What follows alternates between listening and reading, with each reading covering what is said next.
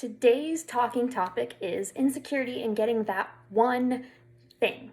I'm author and speaker Toria Leigh, and you are watching Toria Talk Tuesday.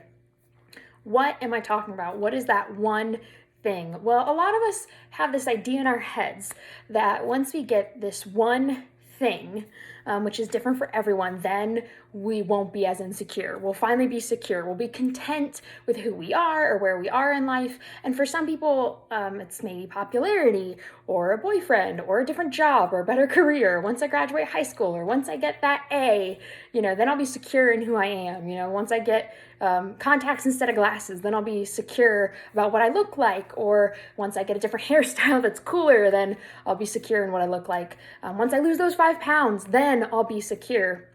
We think there's this thing that once we get it, we'll stop being insecure in whatever area of our life or maybe our entire life. And I know from experience that doesn't actually work. You can get that thing, and the satisfaction of that, the security that it brings, doesn't last long. It's very misleading, it's kind of false, this idea of once we get that, we'll be secure. I've had this happen multiple times in my life. One specifically that comes to mind, I'm insecure with my writing. I think every writer is ever, and I go through good spurts and bad spurts. And there was a time where I was like, if I could just win an award, then I'd know I'd be a good writer. Then I'd know I have skill, that I know I'm not just an average writer. Like, I am a good writer then. So I actually did win an award. I won an Author Academy Award for my book, Modern Masquerade, Are You Brave Enough? And for that night, it felt awesome. I was like, this is proof I'm a good writer. This is amazing. I'm so excited. And then I kid you not, the next day, literally the day after the award ceremony and everything, I started questioning. I was like, I don't deserve this award. Why'd I win this award? This is a mistake. The judges made a mistake. I don't deserve it. I'm not a good writer. So it didn't bring the satisfaction that I thought I would. Now I was able to overcome that, but that happened the day after. That shows that, once you get that thing, it doesn't always bring the security you think. And it may last even longer than a day for you. Maybe it's a week or a month, but it will eventually dissipate and fall off. And then you're back to the same insecure spot you are, chasing after another thing.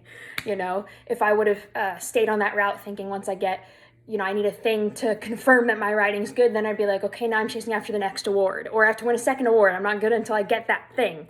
But that's not the case. And so that thing offers no security. And you're giving whatever it is, whoever it is, so much power over your life to ruin your life like that in the flip of a switch. Because if you don't get that thing, then you're like, well, I live a terrible life. Or like, well, this sucks. This is where I can't get that thing. Or that person has that thing, so it makes them better than me. They have the hair I want, or they have the career I want. They're thinner than me. So that makes them better. I'm not enough where I am. And so it makes it really easy to get this kind of down on the dumps view of life because you don't have that thing that'll make you secure. It also gives you an excuse to keep living in your insecurity, because then you think that, oh yeah, I'll be insecure, but then once I get that thing, I'll be secure. So I can just wait till then, which doesn't really work. So what brings security? How do you get security in who you are and where you are in life? And that takes something that doesn't change, that stays the same from now until forever. And that is God, honestly, and his love for you and how he sees you. That's how I got over anything that I've been chasing after. I stop and I say, okay, but God isn't going to love me any more or any less when I get that one thing. And it's the same thing for you. God can't love you more or less once you get that thing. He loves you right where you are and exactly the way you are. And the fact is, you're not going to love yourself any more or any less when you get that thing. You have to learn to love yourself where you're at before you get that thing.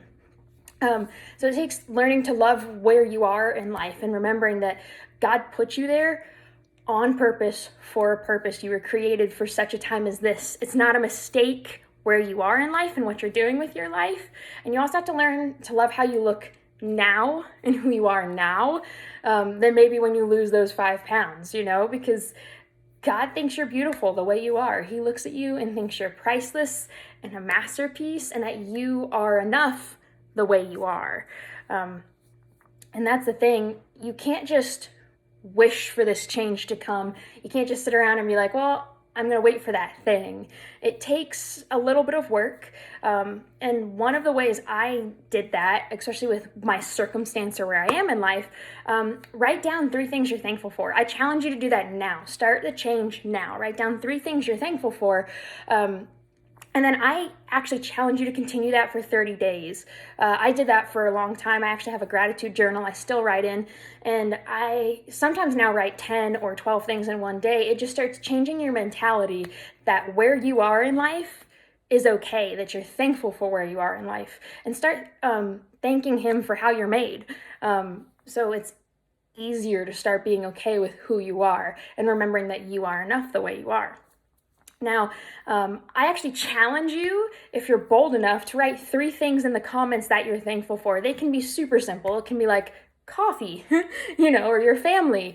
Or if you're bold enough, do something you're thankful for about yourself. Maybe it's your creativity, or maybe it's the color of your eyes. Maybe it's your smile. Whatever it is, I challenge you, put 3 things in the comments that you are thankful for, either about yourself or your circumstance in general, your life at the moment.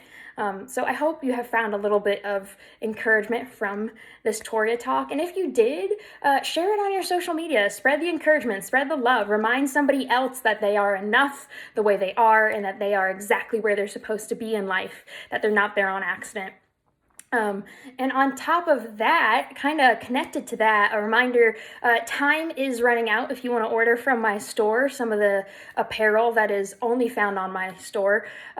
It gives someone the reminder that they are enough. I'm actually wearing one of my own shirts for the first time. I kind of like it. It's that little bit of confidence of like, yeah, like I'm enough. It's a good reminder, and that's something you can gift someone.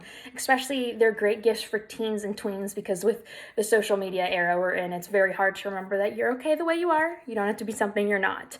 So if that's something you're interested in, go to www.torialeigh.com/store. So again, if this was encouraging, go ahead and share it.